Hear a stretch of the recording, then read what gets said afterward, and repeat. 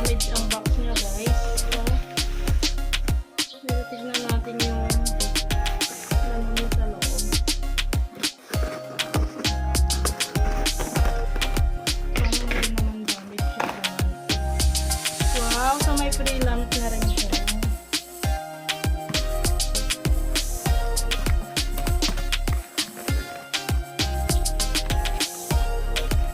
Free na siya na LED high power lamp. So, ito tatlo.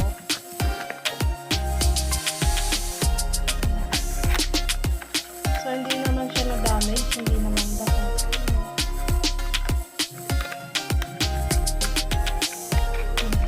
So, tatlo. Kasi, tatlo tong binili natin.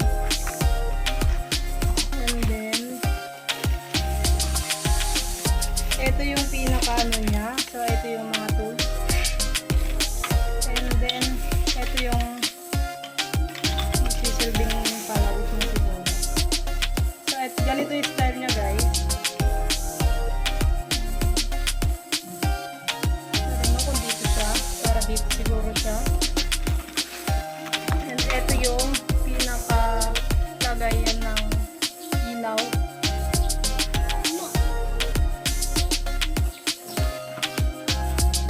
Then, ito yung pinaka-wiring niya. So, susuot dyan.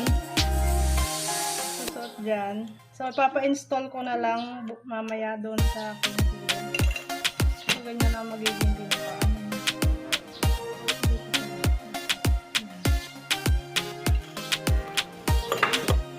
Yan. So, magiging ganito siya. Oh, mahaba.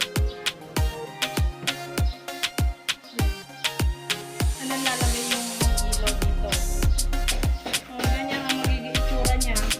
Tatlo yung binili ko, isang gray, and then black. Ang ganda ng kulay niya, para siyang matte. And then white.